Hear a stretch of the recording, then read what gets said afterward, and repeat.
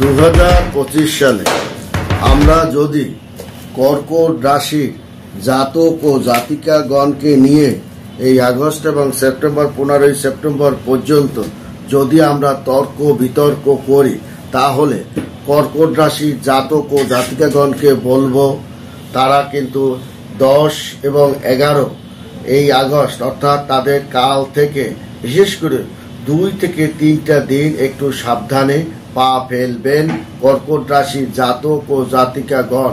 কারণ আপনার আর্থিক কোনো সিদ্ধান্ত নেওয়ার আগে আপনি বিশেষজ্ঞদের বা যারা আপনার এই কাজ আপনি যে কাজটি করছেন সেই কাজ সম্পর্কে যাদের অভিজ্ঞতা আছে সেই সমস্ত লোকজনের এক কাছে সঙ্গে আলাপ এবং আলোচনা করার জন্য বিশেষ অনুরোধ করছি এবং তাদের পরামর্শ নিন, সেইভাবে আপনি কাজকর্ম আপনি করুন। কারণ আপনার জ্যোতিষ পণ্ডিতগণ বারবার বলেছে এই শ্রাবণ, আষাঢ় শ্রাবণ ভাদ্র মাস আপনার অত্যন্ত গুরুত্বপূর্ণ মাস হিসাবে আপনার কর্কট রাশিকে ধরা হবে। গ্রহদের পরিবর্তনের সঙ্গে সঙ্গে যে কয়টা রাশি একটা দারুণ পরিবর্তন সাধিত হবে তার মধ্যে কিন্তু কর্কট রাশিও আছে। কারণ তার জরুরি কাজকর্মের একটা পরিবর্তন, চাকরির পরিবর্তন, আপনার লগ্নফল বিচারেও আপনি কিন্তু সেটাই দেখবেন তার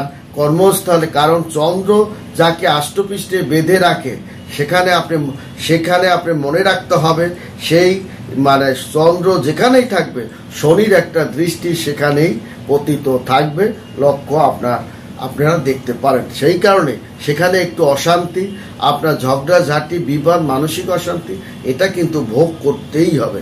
এটা চন্দ্র যেখানে যে ঘরেই অবস্থান করুক না কেন, এটা হচ্ছে সবচেয়ে বড় কথা। তাই আপনার যেহেতু জরুরি কাজকর্মগুলো আপনি তাড়াতাড়ি শেষ করা না করে চিন্তা ভাবনা করে পদক্ষেপ অনুসারে কদমে কদমে সেটা শেষ করা আপনি চেষ্টা করুন এবং কি আপনি করবেন তার তালিকা আপনি তৈরি করুন, সেই অনুসারে আপনি কাজ করুন। মেজাজ হারালে চলবে না। আপনি যে মেজাজ হারাবেন খিটখিটে আপনি হয়েও যেতে পারে কর্কট রাশি জাতক ও জাতিকাগণ। সেই কারণেই আমি বলছি যে ধৈর্য হারাবেন না, বিষয়টি নিয়ে ভাবুন, আলোচনা করুন। পারিবারিক বিষয় ব্যস্ততার সহিত কোনো কাজ করবেন না, তাড়াহুড়ো করবেন না।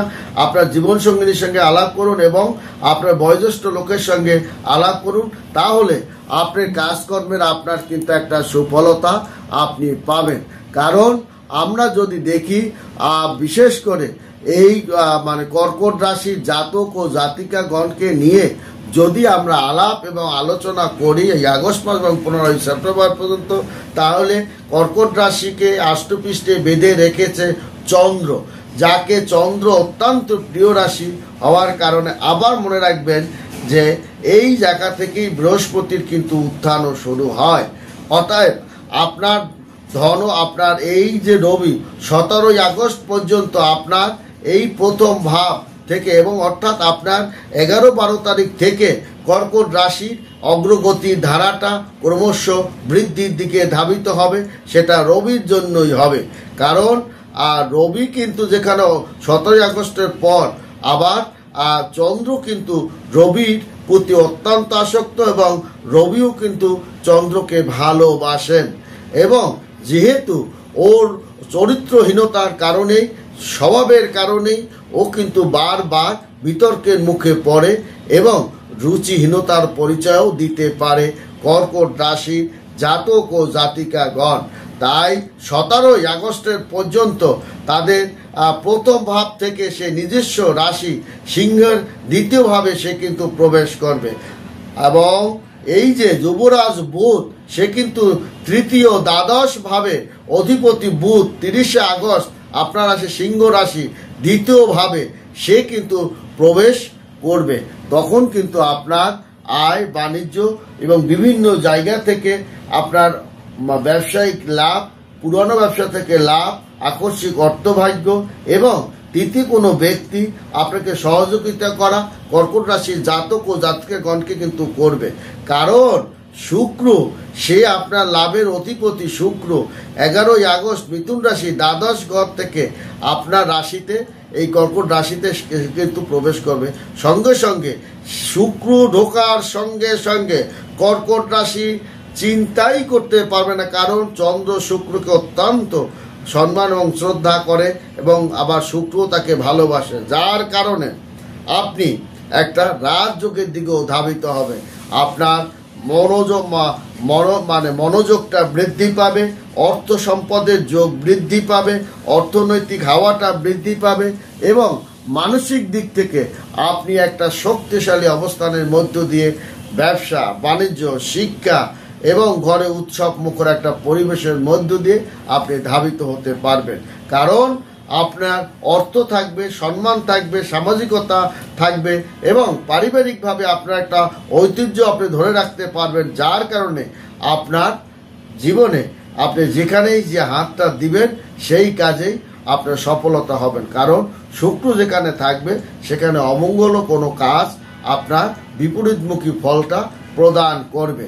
তেমনি এই যে শনি, আমি আগেই বলেছি চন্দ্র যেখানেই থাকে শনির একটা দৃষ্টি, আপনার সপ্তম এবং অষ্টম ভাবের অধিপতি শনি সে মীন রাশি নবম ভাব ভাগ্যস্থানে থাকবে। দেখছেন সপ্তম স্থানে আপনার যখন ভাগ্যস্থানে সপ্তম স্থান, আপনার ভাগ্যস্থান থাকবে প্রিয়জন থেকে সাহায্য, জীবন সঙ্গিনী থেকে সাহায্য, আকস্মিক অর্থভাগ্য, বিষয় সম্পত্তি প্রাপ্তি লাভ বা পিতামাতার কাছ থেকে সম্পদ লাভ, এগুলো কিন্তু আপনার এই সময় সংগঠিত হবে। কারণ আপনার জায়া পত্নী এবং প্রিয় কাছ থেকে আপনার একটা এই সপ্তম ভাগটা অত্যন্ত কর্কট রাশির জন্য গুরুত্বপূর্ণ বহন করবে।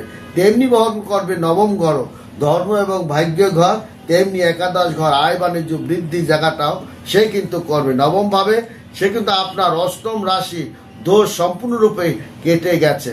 আপনার যে অষ্টম ভাবে যে দোষটা আপনার এই কয়েকদিন আগে পতিত হয়েছিলেন তা কিন্তু আপনার কিন্তু এই আপনার 1-2 দিন আমি আপনাকে যে সতর্কতা সহিত প্রথমেই বলেছি, এই কারণেই বলেছি কারণ আপনার এই 2-1 দিনের মধ্যে সে অষ্টম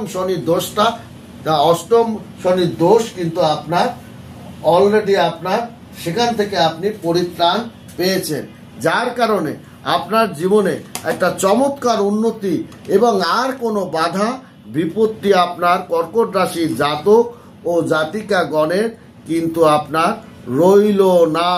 কারণ শনি অষ্টম ঘর শনির দোষের ঘর, সেই অষ্টম শনির দোষ